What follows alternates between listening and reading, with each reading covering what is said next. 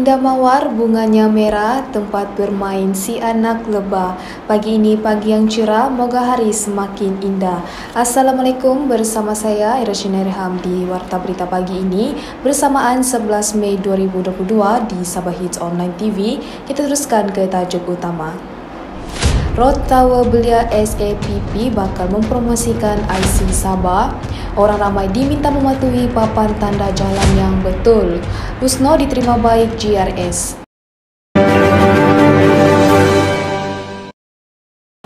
Menerima aduan daripada orang ramai di Kampung Bukit Payung di penempatan perumahan baru KKIP di sini yang menghadapi masalah bekalan air semenjak daripada tahun lepas. Rata-rata penduduk di sini juga sudah tidak tahan lagi dengan masalah air yang semakin berpanjangan, sehingga ada yang terpaksa mencari alternatif lain dengan berulang-alik mengambil air dari luar kawasan perumahan dengan membeli air di kedai-kedai runcit, mencuci pakaian kotor di kedai dobi dan menjejaskan rutin harian mereka.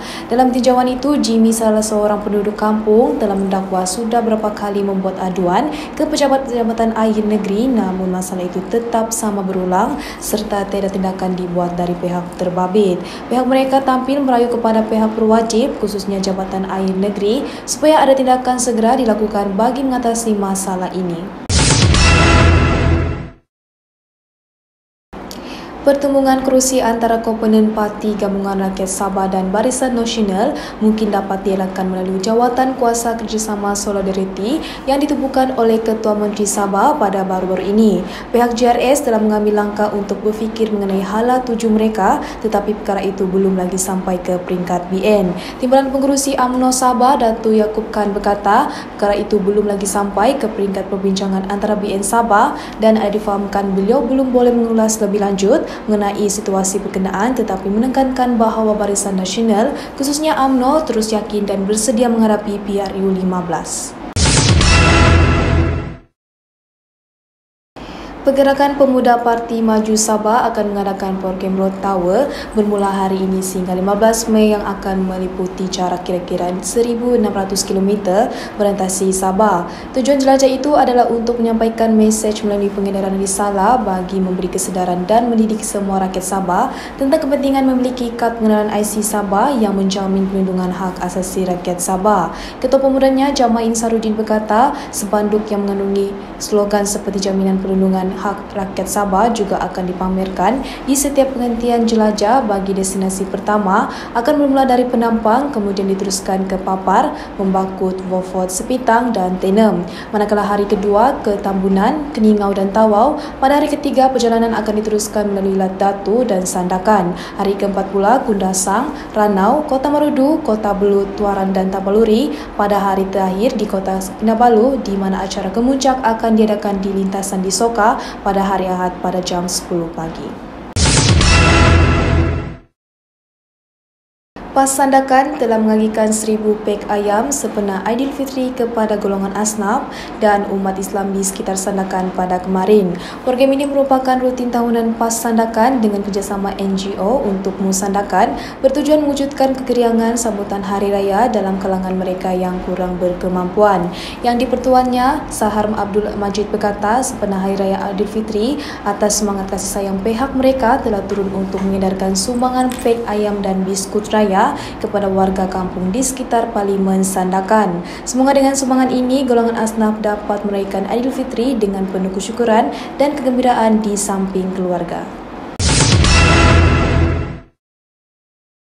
Orang awam dimaklumkan bahawa terdapat penutupan simpang masuk ke Benoni Convention Center di kilometer 46.228 di Jalan Papar Lama. Hal ini bertujuan untuk pembinaan laluan bertingkat dan pelebaran jalan bermula pada 9 Mei sehingga 27 Mei 2022.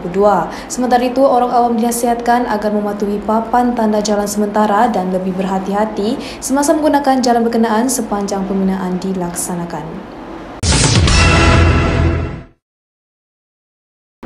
Rakan Gabungan Terbaharu Gabungan Rakyat Sabah GRS Pertubuhan Kebangsaan Sabah Bersatu USNO berikrar untuk memberikan komitmen dan kerjasama sebaik mungkin kepada gabungan kerajaan negeri itu. Objektif seiring dengan visi GRS untuk mengukuhkan parti politik berasaskan tempatan seperti yang dipraktikkan oleh Gabungan Parti Sarawak GPS. Presiden USNO Tan Sri Pandekar Amin Mulia memberikan jaminan ini kepada rakan GRS-nya sambil mengucapkan terima kasih kepada pemimpinnya kerana menerima USNO sebagai rakan kelima dalam gabungan tersebut.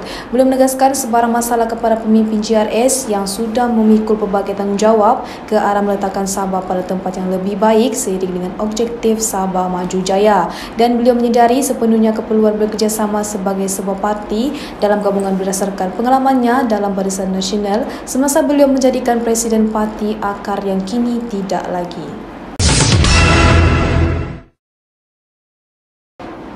Menurut sumber, ada difahamkan lori berkenaan telah mengalami masalah brek dan hilang kawalan setelah melempasi roundabout yang berhampiran di Kampung Minitot di sini pada kemarin. Kejadian itu berlaku kira-kira pada jam 6 petang sehinggalah pada jam 8 malam. Keadaan sekitar jalan raya itu masih sesak. Sementara itu, memandu lori tidak mengalami kecederaan serius dan sempat berjaya keluar sebelum lori yang dipandunya terbabas di atas jalan raya. Baiklah, selesailah sudah tugas saya. Kita berjumpa di edisi petang nanti. Saya Rishni Irham melaporkan berita terkini di Sabah Hits Online TV.